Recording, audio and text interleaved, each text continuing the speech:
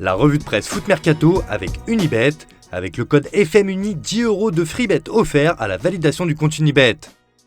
Salut les amoureux du ballon rond, on commence cette revue de presse en France avec le match nul 1 partout entre le RC Lens et le PSV Eindhoven lors de la 3e journée de la phase de poule de la Ligue des Champions. Et les Lensois ont arraché un point au mental face au club néerlandais, comme le placard de la Voix du Nord. Menés au score pour la 3e fois, les 100 et or sont encore revenus grâce à Wai pour arracher le match nul contre le PSV. De son côté, l'équipe met en avant le superbe but égalisateur d'Eli Wai et c'était waouh! Invaincu, Lens garde toutes ses chances de qualification pour les 8e de finale. Aux Pays-Bas, Télésport retient qu'il y avait seulement un point à ramener de Lens.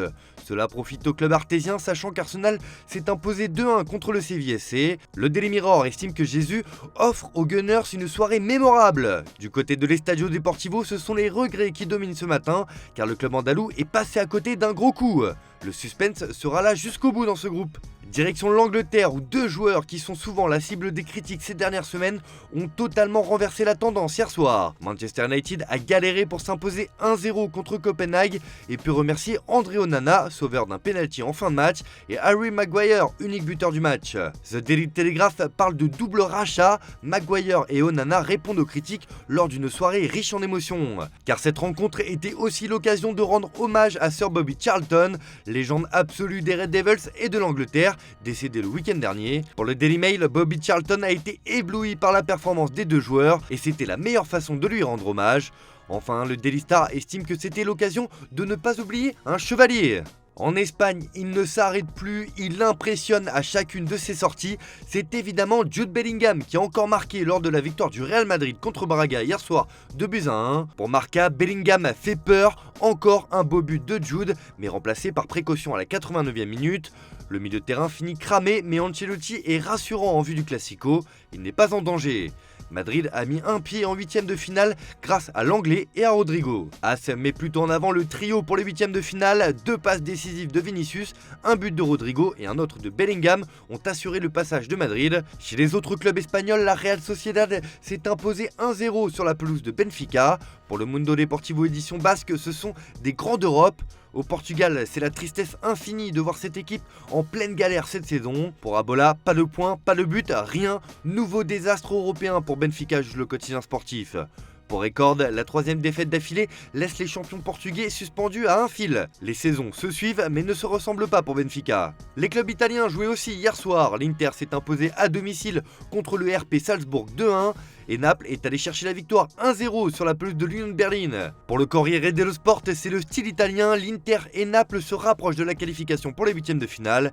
Même son de cloche sur la couverture de la Gazzetta dello Sport, toute l'Inter s'envole pour la Ligue des Champions. Les Nerazzurri remontent à 7 points au classement et se rapprochent de la qualif. Pour Naples, Berlin est toujours bleu avec un Raspadori décisif, note le journal au papier rose.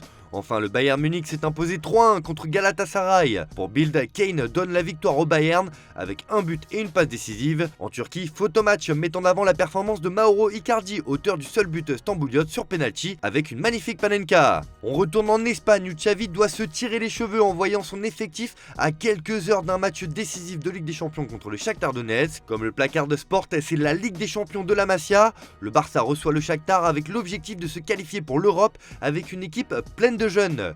La génération qui arrive est très bonne, les meilleurs Barça se sont toujours appuyés sur des joueurs locaux, a déclaré Xavi en conférence de presse. Pour Mundo Deportivo, c'est un test de dureté pour voir ce que vaut cette génération dorée de la Masia. Privé de Gavi suspendu et de la moitié de ses titulaires, le Barça cherche à faire un pas décisif vers les 8e de finale. À 3 jours du Classico, Xavi fera une nouvelle fois appel aux jeunes qui ont fait leurs preuves, indique le quotidien catalan. Marca prévient, Xavi est face à un fléau de blessures et doit se déplacer avec 8 joueurs formés au club.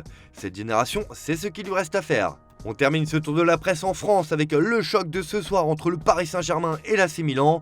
Pour l'équipe, c'est le moment de lâcher Milan.